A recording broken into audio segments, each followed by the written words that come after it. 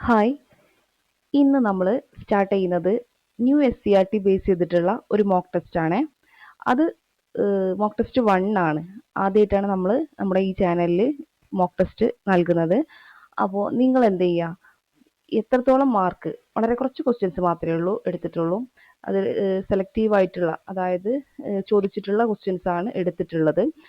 അപ്പോൾ നിങ്ങൾ എന്ത് ചെയ്യുക, ഇതിൽ എത്ര മാർക്ക് സ്കോർ ചെയ്യാൻ പറ്റുന്നുണ്ട് എന്നുള്ളതൊന്ന് കമൻറ്റ് ചെയ്യുക. അതിനനുസരിച്ച് നമുക്ക് എന്ത് ചെയ്യാം, നമ്മുടെ എക്സാമുകളൊക്കെ ഒന്ന് അറേഞ്ച് ചെയ്യാം. പിന്നെ നിങ്ങൾക്ക് മോക്ക് ടെസ്റ്റ് ആയിട്ട് new S C R T ചെയ്ത് പഠിക്കാം. ഓക്കെ, അപ്പോൾ ശരി, നമുക്ക് എന്ത് ചെയ്യാം, സ്റ്റാർട്ട് ചെയ്യാം.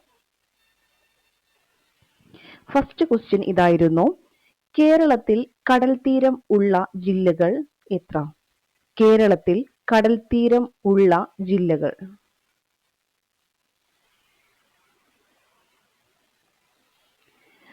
ഉത്തരം 9. എത്രയാണ്? 9 ജില്ലകളിൽ കടൽത്തീരം ഉണ്ട്. അപ്പോൾ അടുത്ത ക്വസ്റ്റ്യൻ നോക്കാം. കേരളത്തിൽ കടൽത്തീരം ഇല്ലാത്ത ജില്ലകൾ. കേരളത്തിൽ കടൽത്തീരം ഇല്ലാത്ത ജില്ലകൾ.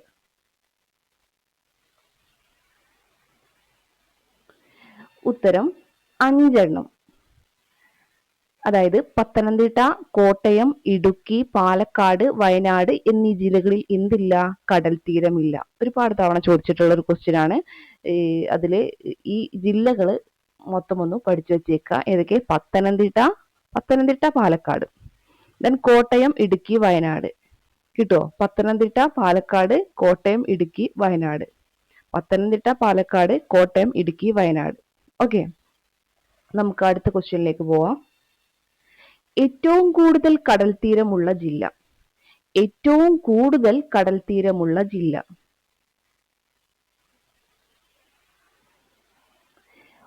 ഉത്തരം കണ്ണൂർ. കണ്ണൂരിലാണ് ഏറ്റവും കൂടുതൽ കടൽത്തീരം ഉള്ളത്. ഏറ്റവും കൂടുതൽ കടൽത്തീരം ഉള്ളത് കണ്ണൂരാണ്. അടുത്ത ക്വസ്റ്റ്യൻ: ഹിപ്പാലസ് കാറ്റ് എന്നറിയപ്പെടുന്നത്. ഹിപ്പാലസ് കാറ്റ് എന്നറിയപ്പെടുന്നത്.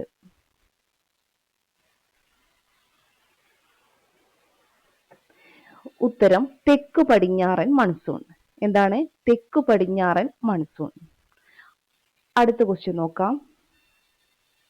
മൺസൂണിന്റെ കവാടം എന്നറിയപ്പെടുന്ന സംസ്ഥാനം. മൺസൂണിന്റെ കവാടം എന്നറിയപ്പെടുന്ന സംസ്ഥാനം. ഉത്തരം കേരളം. കേരളമാണ് മൺസൂണിന്റെ കവാടം എന്ന് അറിയപ്പെടുന്നത്. അടുത്ത ക്വസ്റ്റ്യൻ നോക്കാം. കേരളം ഉൾപ്പെടുന്ന കാലാവസ്ഥാ മേഖല. കേരളം ഉൾപ്പെടുന്ന കാലാവസ്ഥാ മേഖല.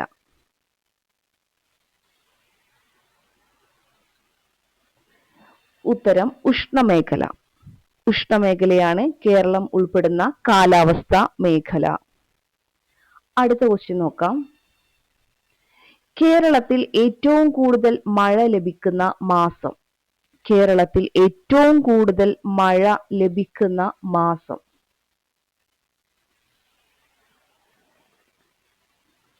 ഉത്തരം ജൂലൈ.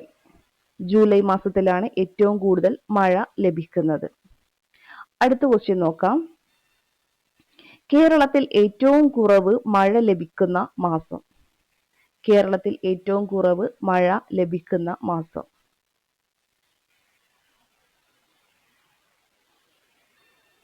ഉത്തരം ജനുവരി. ഏതാണ്? ജനുവരി. അപ്പോൾ നിങ്ങൾ കമൻറ്റ് ചെയ്യുക, എത്ര മാർക്ക് നിങ്ങൾക്ക് സ്കോർ ചെയ്യാൻ പറ്റി ഇതുവരെയുള്ള ഈ ഒരു ക്വസ്റ്റ്യൻസിൽ. വളരെ സിമ്പിൾ ആയിട്ടുള്ള ക്വസ്റ്റ്യൻ മാത്രമേ എടുത്തിട്ടുള്ളൂ.